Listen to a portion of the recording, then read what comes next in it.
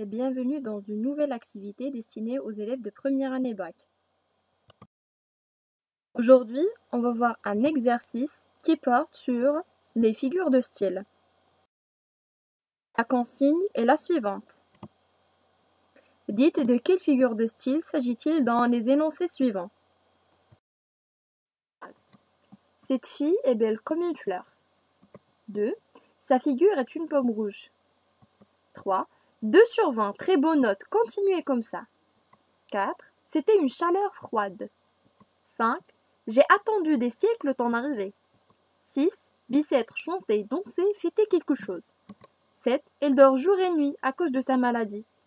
8. Lella Zoubida était orgueilleuse, bavarde et prétentieuse. 9. Elle piailait, beuglait, hurlait. 10. Cet exercice n'est pas facile. 11. Vous parlez bien la langue de Molière.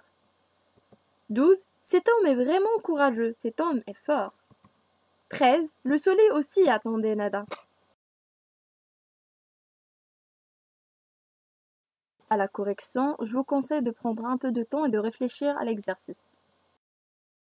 Corrigeons ensemble l'exercice. Première phrase. Cette fille est belle comme une fleur. Observons ensemble cet énoncé. Alors, on va remarquer qu'il y a un outil de comparaison qui est comme. D'accord? Donc, on compare cette fille à une fleur. Alors, entre les deux, il y a un point commun. C'est la beauté, c'est belle. Et donc, on compare cette fille à une fleur. Donc, cette fille, c'est un comparé. Une fleur, c'est un comparant. Comme c'est un outil de comparaison, et belle, bien la beauté, c'est le point commun. Alors, dans ce cas, il s'agit d'une comparaison. 2. Sa figure est une pomme rouge. Alors, même ici, on est en train de comparer. Mais la seule différence qu'il y a entre la deuxième et la première phrase, c'est que dans la première phrase, on a utilisé un outil de comparaison, alors que dans la deuxième phrase, on n'a pas utilisé un outil de comparaison. Dans ce cas, on parle d'une métaphore. 3. 2 sur 20, très bonne note, continuez comme ça. Alors, on ne peut jamais dire que 2 sur 20 est une très bonne note. Alors, dans ce cas, on dit le contraire de la vérité ou bien le contraire de ce que l'on pense réellement. Alors, il s'agit d'une antiphrase. Déjà, il y a anti, donc anti veut dire contre. Numéro 4. C'était une chaleur froide. Alors, observons cet énoncé. Il y a chaleur et froide. Alors, ces deux mots ont le sens opposé. Donc, et entre ces deux mots, il n'y a pas un autre mot. Les deux mots sont mis l'un à côté de l'autre. Donc, il s'agit dans ce cas d'une oxymore. 5e phrase. J'ai attendu des siècles ton arrivée. Alors, dire que on attendait des siècles est illogique. On ne peut pas attendre des siècles, c'est exagérer un petit peu. Alors, l'émetteur exagère ici dans son expression, c'est pour montrer au destinataire qu'il est venu très en retard. Alors, quand on exagère dans notre expression, dans ce cas, il s'agit d'une hyperbole. 6. Bicêtre chanter, danser, fêter quelque chose. Alors, dans cette phrase, ce n'est pas Bicêtre, c'est-à-dire ce n'est pas la prison qui a accompli ces 3 actions, mais ce sont les détenus, les personnes qui se trouvent dans la prison. Alors, quand on replace les personnes par le lieu où elles se trouvent, dans ce cas, on parle de la métonymie. Il y a un autre exemple dans la boîte à merveilles quand il dit la maison se réveilla. Alors ce n'est pas la maison, ce n'est pas Dal-Chouafa ici, ce n'est pas une personnification. Ici il s'agit d'une métonymie parce que ce n'est pas la maison qui s'est réveillée, mais ce sont les habitants de cette maison, ce sont les habitants de Dal-Chouafa. Donc on a remplacé les habitants de Dal-Chouafa par la maison. Dans ce cas, c'est une métonymie. 7. Elle dort jour et nuit à cause de sa maladie. Alors, analysons la phrase. Qu'est-ce qu'on a? On a jour et nuit. Le jour est le contraire de la nuit. Qu'est-ce qu'il y a entre ces deux mots? Il y a la conjonction de coordination et. Alors, dans ce cas, il s'agit d'une antithèse. Faites attention. La différence entre l'antithèse et l'oxymore, c'est que dans l'antithèse, ces deux mots opposés, ou bien entre ces deux mots opposés, il peut y avoir d'autres mots. Alors que dans l'oxymore, ces deux mots sont mis l'un à côté de l'autre. Lella Zoubida était orgueilleuse, bavarde et prétentieuse. Alors que fait l'émetteur ici?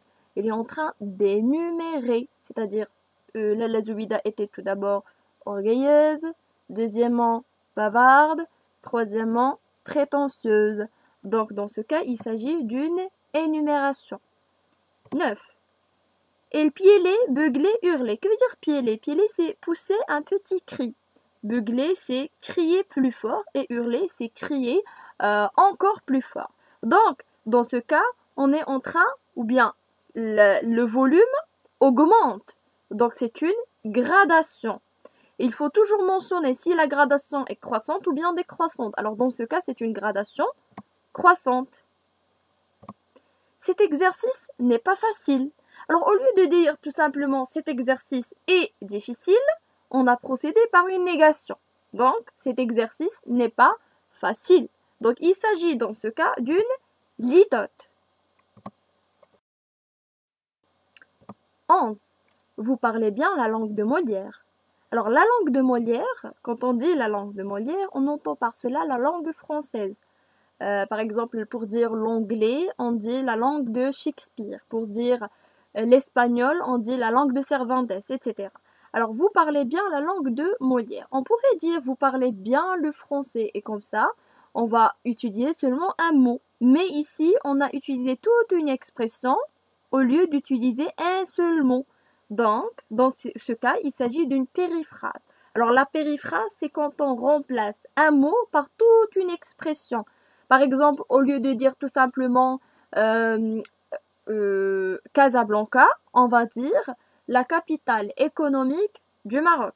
Au lieu de dire par exemple le soleil, on va dire l'astre du jour. Au lieu de dire tout simplement le Liban, on va dire le pays du cèdre, etc. Donc on remplace un mot par toute une expression. Cet homme est vraiment courageux. Cet homme est fort. Alors, on remarque que le mot ou bien le groupe nominal cet homme est répété au début de deux phrases. Cet homme est vraiment courageux, cet homme est fort. Alors, il s'agit d'une anaphore. Donc, je souligne et j'insiste sur le fait que ce groupe nominal ou bien ce mot répété doit être au début des deux phrases. Pas vers la fin, pas au milieu. Les deux phrases doivent commencer par le même mot. Dernière phrase. Le soleil aussi attendait Nada. Alors, le soleil attendait. Alors, logiquement, on ne peut pas dire que le soleil attendait. Donc, le verbe attendre, c'est quelque chose qui est propre à l'être humain, à un être animé. Alors, dans ce cas, qu'est-ce qu'on a fait? On a attribué au soleil des spécificités humaines. Donc, il s'agit dans ce cas d'une personnification.